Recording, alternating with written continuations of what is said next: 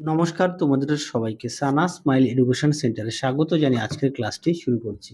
আজকে তোমাদের সঙ্গে আলোচনা করব তোমরা যারা ষষ্ঠ শ্রেণীর তৃতীয় পর্যায়ক্রমিক মূল্যায়ন পরীক্ষা দেবে তোমাদের জন্য রায় ও মার্টিন প্রশ্ন বিচিত্র থেকে আজকে সমাধান করব ষষ্ঠ শ্রেণীর ইতিহাস বিষয়ে মডেল নাম্বার 3 অর্থাৎ 3 নম্বর স্কুলে যে সমস্ত ছোট ও বড় প্রশ্নগুলি আছে তার সমস্ত প্রশ্নের উত্তরের সমাধান করে দেখাবো। চলো দেরি না করে মূল বিষয়ে যাওয়া যাক। দেখো প্রথমে কি আছে, একে সঠিক উত্তরটি বেছে নিয়ে লেখো। এক জায়গায় প্রশ্নটা আছে ইন্দো আর্য ভাষার সবচেয়ে পুরনো সাহিত্য হলো ঋগ্বেদ, অপশন সি। দুইয়ে দেখো বেদাঙ্গের মোট সংখ্যা হলো 6টি, অপশন এ। তিন জায়গায় দেখো প্রশ্ন উত্তরটা হবে অপশন এ। চার জায়গায় প্রশ্ন উত্তরটা হবে অপশন ডি তীর্থঙ্কর। পাঁচ জায়গার উত্তরটা হবে অপশন বি কালাশোকের আমলে। ছয় আছে সাতবাহনদের শ্রেষ্ঠ রাজা ছিলেন গৌতমীপুত্র সাতকর্ণী, অপশন বি। সাথে দেখো হর্ষবর্ধনের সভাকবির নাম, উত্তরটা লিখবে বাণভট্ট, অপশন বি। আটে দেখো কোন অঞ্চলে শালি ধানের চাষ বেশি হয়, তোমরা লিখবে বঙ্গে, অপশন এ। তারপরে দেখো নয় দাগের কিন্তু হলো, উত্তরটা লিখবে ভারতবর্ষ, অপশন বি। পরবর্তী দেখো দশের বুদ্ধচরিত কাব্য রচয়িতা হলেন, উত্তরটা লিখবে অশ্বঘোষ, অপশন এ। 11 দাগে দেখো একজন হুন নেতা ছিল, উত্তরটা লিখবে তোরমান, অপশন সি। পরবর্তী দেখো হিঁদু শব্দটি তৈরি হয়েছিল সিন্ধু নদ থেকে, অপশন বি। 13 দাগে দেখো বিষ্ণু শর্মার লেখা নীতি শিক্ষামূলক রচনা হলো, উত্তরটা লিখবে পঞ্চতন্ত্র, অপশন সি। পরবর্তী দেখো বাম দিক থেকে ডান দিকে লেখা হতো খরষ্টি লিপি, অপশন ডি। পরবর্তী দেখো কি আছে শূন্যস্থান পূরণ। বীজ শব্দের অর্থ, উত্তরটা হবে জ্ঞান। বজ্জি ছিল গণরাজ্য। কিন্তু দেখো জুনাগড় শিলালেখ হলো রুদ্র দামন সম্পর্কে লেখা।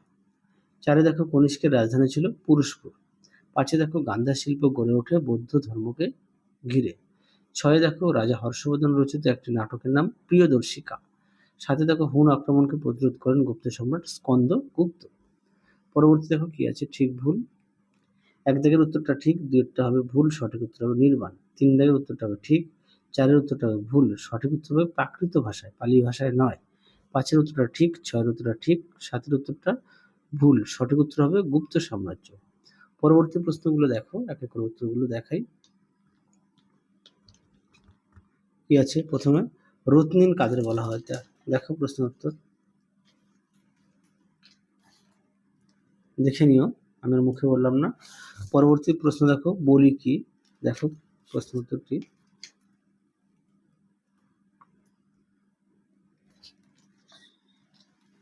দেখো প্রশ্ন উত্তরটি বলি নিরাপত্তার জন্য প্রজারা স্বেচ্ছায় যে কর রাজাকে দিত তাকে বলি বলে। পরবর্তী দেখো তিন দাগের বৌদ্ধ ধর্মে অষ্টাঙ্গিক মার্গ ও ত্রিরত্ন কি, দেখো প্রশ্ন উত্তর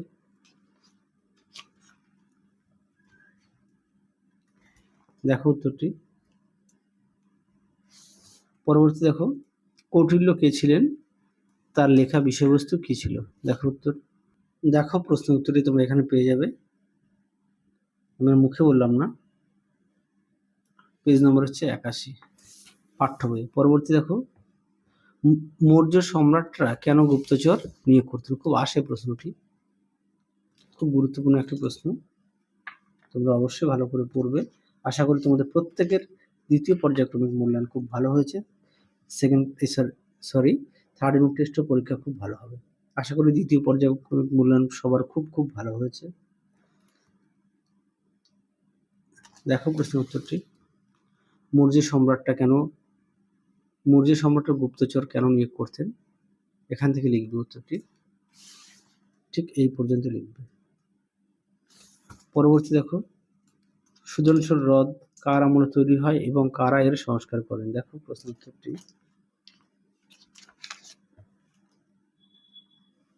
দেখো উত্তরটি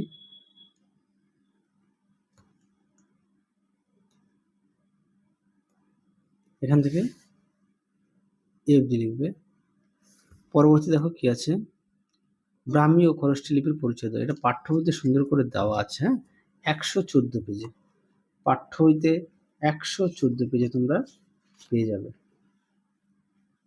দেখো এর মধ্যে আছে খরষ্টি ও ব্রাহ্মণ লিপি, তোমরা পুরো নিয়ে লিখবে। পেজ নাম্বার হচ্ছে 114, দেখো পেজ নাম্বার। পরবর্তী প্রশ্ন দেখো কি আছে টিকা লেখো, নালন্দা বিশ্ববিদ্যালয়। এই প্রশ্নটি তোমাদের পাঠ্য বইতে সুন্দর করে দেওয়া আছে। আমি পাঠ্য বইতে দেখালাম না, সহায়িকা থেকে দেখাই।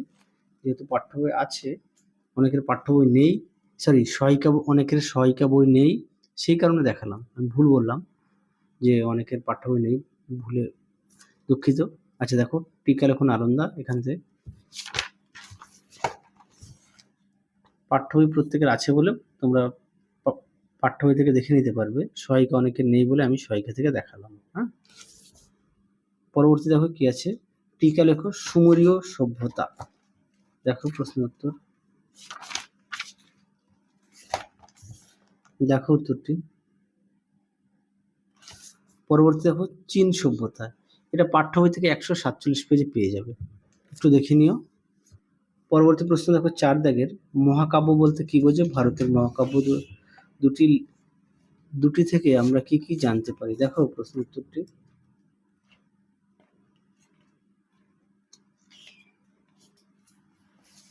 দেখো, ভারতের দুটি মহাকাব্য হলো রামায়ণ ও মহাভারত।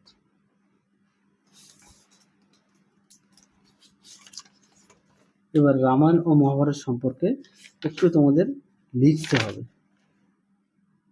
তোমরা পাঠ্য বই থেকে একটু রামায়ণ ও মহাভারতের সম্পর্কে একটু দেখে নিও। পরবর্তী দেখো 2 দাগে, নির্বাণ ও মহাপরিনির্বাণ বলতে কি বোঝো? দেখো উত্তর।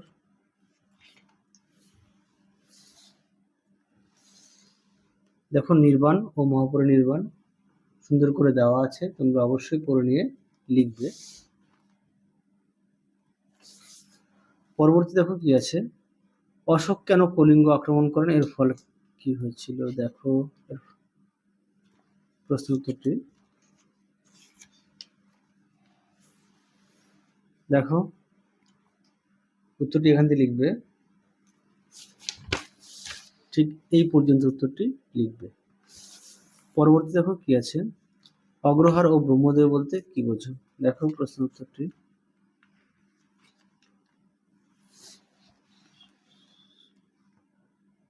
দেখো, ব্রহ্মদেব আর অগ্রহার ব্যবস্থাটা দেখে নাও।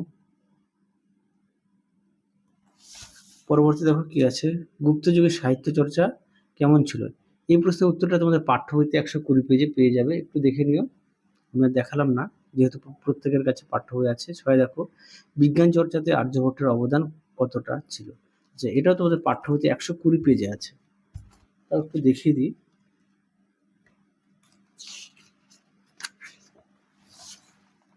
দেখো,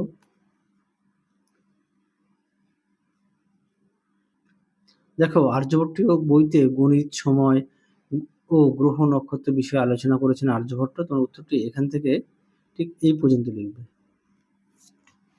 পরবর্তী দেখো, পেজ নাম্বার তো বলে দিলাম পাঠ্য বইয়ের, 120 পেজ। তারপরে দেখো 7 দাগে, আলেকজান্ডার ভারত আক্রমণের ফলাফল কি হয়েছিল? দেখো প্রশ্ন উত্তরটি।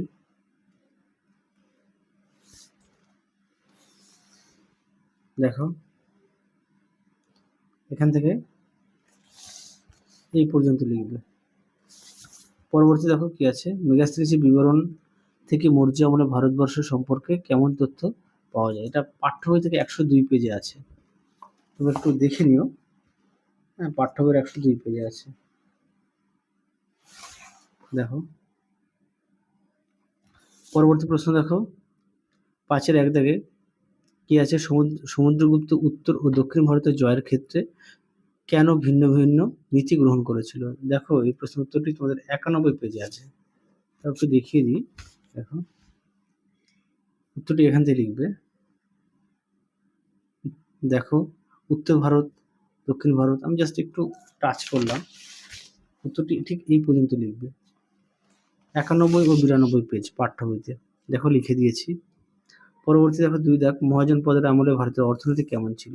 এই প্রশ্নের উত্তরটিও পাঠ্য বই থেকে, পেজ নম্বর হচ্ছে 99। দেখো এখান থেকে এই অবধি লিখবে। পরবর্তী দেখো কি আছে, গুপ্ত আমলে ভারতের অর্থনৈতিক বৈশিষ্ট্য আলোচনা করো। এই প্রশ্নের উত্তরটাও পাঠ্য বইতে দেখাচ্ছে। গুপ্ত আমলে ভারতের অর্থনৈতিক, দেখো গুপ্ত ও তার পরবর্তী আমলের সংঘগুলির অর্থনৈতিক গুরুত্ব আরো বেড়েছিল, এই পর্যন্ত লিখবে। পরবর্তী দেখো কি আছে, 3 দাগের গুপ্ত যুগের শিক্ষা ব্যবস্থা কেমন ছিল। এই প্রশ্নের উত্তরটা তোমাদের সহায়িকা থেকে দেখাই।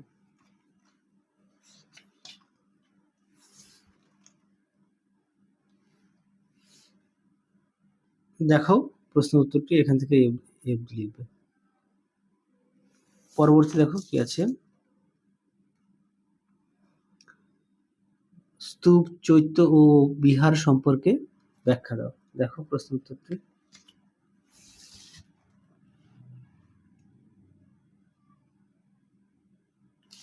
পরবর্তী দেখো শেষ প্রশ্ন 4-এর, মিশরকে নীলনদের দান বলা হয় কেন। খুব গুরুত্বপূর্ণ প্রশ্ন পরীক্ষায় খুব আসে। তোমাদের আগের ভিডিওতে সমস্ত বিষয়ের সাজেশন দেওয়া আছে, তোমরা যারা এখনো দেখোনি আমাদের প্লে লিস্টে গেলে সাজেশন পেয়ে যাবে। এই পর্যন্ত লিখবে। শেষ প্রশ্ন দেখো, প্রাচীন মিশরীয় পিরামিড তৈরি করতো কেন। দেখো প্রশ্ন উত্তরটি। পিরামিড এখান থেকে এফডি লিখবে, এখান থেকে এফডি লিখবে। তাহলে চলো আজকের মতো এখানেই সমাপ্ত করছি। আবার দেখা হবে খুব শীঘ্রই তোমাদের পরবর্তী ভিডিওতে। তোমরা সবাই সুস্থ থেকো, ভালো থেকো। আজকের মতো টাটা।